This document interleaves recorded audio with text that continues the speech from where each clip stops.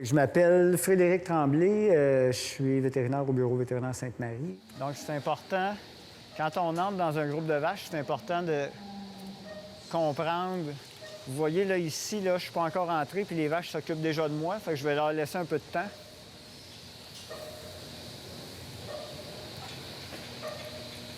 Toujours doucement. On voit qu'ils sont déjà mal à l'aise avec ma présence un peu. On veut autant que possible s'assurer que ça ne court pas dans un groupe de vaches. Donc, vous voyez, j'ai déjà, sans bouger, sans rien faire, j'ai déjà de l'influence sur ces vaches-là. Il y en a qui acceptent. Cette vache-là est allée manger, même si j'étais présent.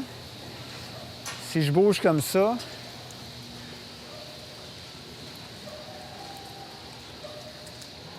on va essayer de s'assurer que ça ne court pas. C'est une des premières choses à faire avec les jeunes animaux dans le troupeau, les habituer à bouger sans courir. Donc, si j'ai l'attention de cette vache-là ici, puis je veux la faire bouger, je vais rentrer dans sa zone de fuite. À partir du moment où elle a bougé, je me retire. Elle arrête, je rentre dans sa zone de fuite. Quand elle est partie, je me retire. C'est relâcher la pression. Avant d'intervenir avec l'animal, là, cette vache-là, présentement, elle ne me voit pas parce qu'elle a la tête de l'autre côté de l'autre. Donc, je ne peux pas aller dans sa zone de fuite maintenant parce qu'elle ne m'attend pas. Je veux avoir le contact visuel avec avant. On va essayer de tasser celle-là. Maintenant que j'ai un contact visuel, si je vois son œil, ça veut dire que la vache me voit. Là, je peux intervenir avec elle. Je peux lui demander d'avancer. Elle avance, je me retire. Et là, la vache est partie. J'ai demandé de partir. Elle est déjà partie, je la laisse aller. Si je veux perpétuer le mouvement, j'y redemande une fois, elle est partie, je me retire. La majorité des accidents qui surviennent viennent du fait qu'on ne relâche pas la pression suffisamment. Donc, on demande à une vache de bouger, puis quand elle est partie, on reste avec, puis on ne relâche pas la pression. Là, elle vient mal à l'aise. C'est là où ça devient embêtant pour une vache de bien réagir. Il faut toujours vraiment être conscient de l'effet qu'on a. Cette vache-là, ici, elle n'aime pas que je sois proche d'elle. Puis si je m'avance, regardez comment elle est réactive. T'sais.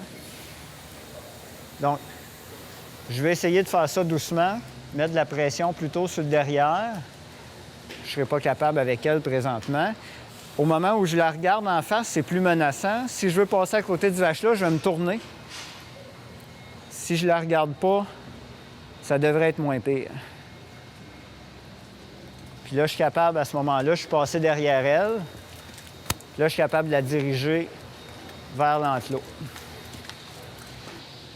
Donc, ce qu'on veut, là, c'est d'apprendre aux animaux à passer près de nous sans courir. Cette vache-là, j'ai trop d'influence sur elle. Fait que je m'éloigne. Elle s'occupe de moi, elle me regarde. Vous allez voir, si je fais juste la regarder dans les yeux,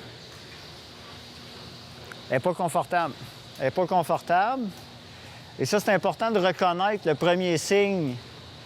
Parce que la vache qui va éventuellement nous charger, là, c'est son inconfort qui fait qu'elle nous charge. C'est pas par malice. Donc là, elle vous regarde, vous aussi.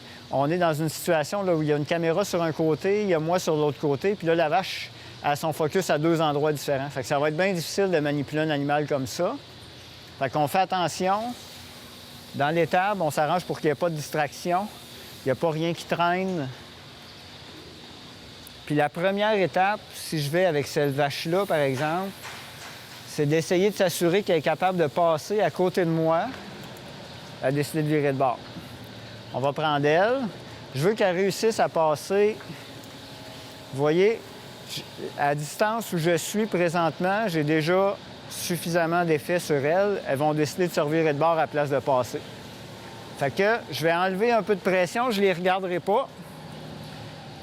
Je ne regarde pas la vache. Je devrais être capable de passer à côté des vaches qui sont là sans les regarder. À partir du moment où je vais me retourner vers elle, ça devrait augmenter la pression puis provoquer un mouvement. Donc, elle, je ne suis pas encore à l'intérieur de sa zone de fuite. Je m'approche un peu, je viens de provoquer un mouvement. Donc, cette vache-là, si je vais juste un peu devant elle, elle devrait arrêter. Juste un peu derrière, elle devrait avancer. Si je m'approche, ça devrait provoquer un mouvement.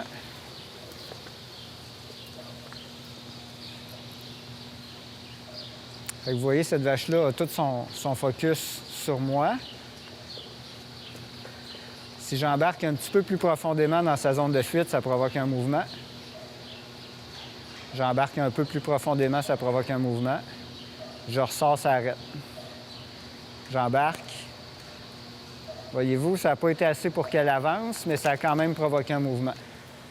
Relâcher la pression, c'est toujours super important parce que les animaux, pour prévenir les accidents, si les animaux ont appris dès leur plus jeune âge qu'éventuellement vous allez relâcher la pression, ils n'auront pas tendance à charger. L'animal qui charge, c'est parce qu'il ne voit pas d'autre solution. Donc là, on a cette vache-là, on est en contact ensemble toutes les deux.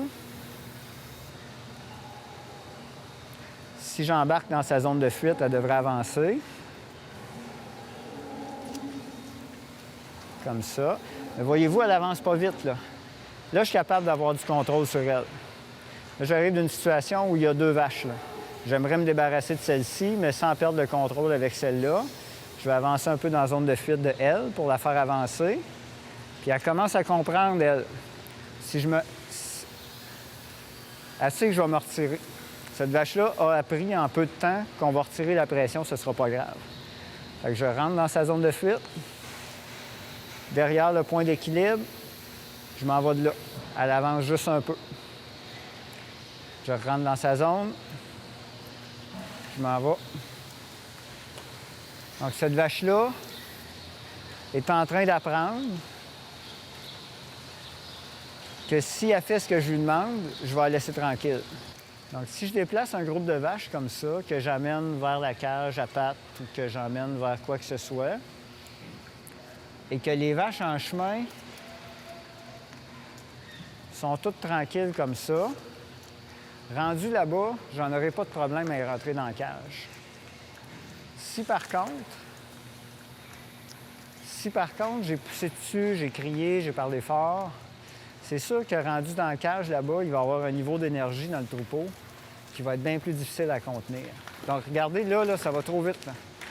Ça va trop vite. Tout ce que je peux faire si ça va trop vite, c'est que j'arrête. J'arrête, je les laisse aller.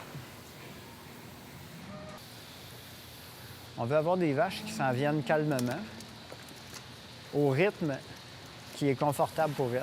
Donc, une vache, ça marche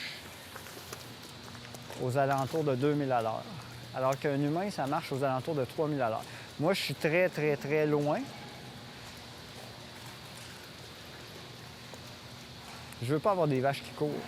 Si je pars ici, puis je les énerve, puis je les fais courir, quand on va arriver pour passer à l'autre bout, les vaches vont être nerveuses. Je veux pas mettre plus de pression.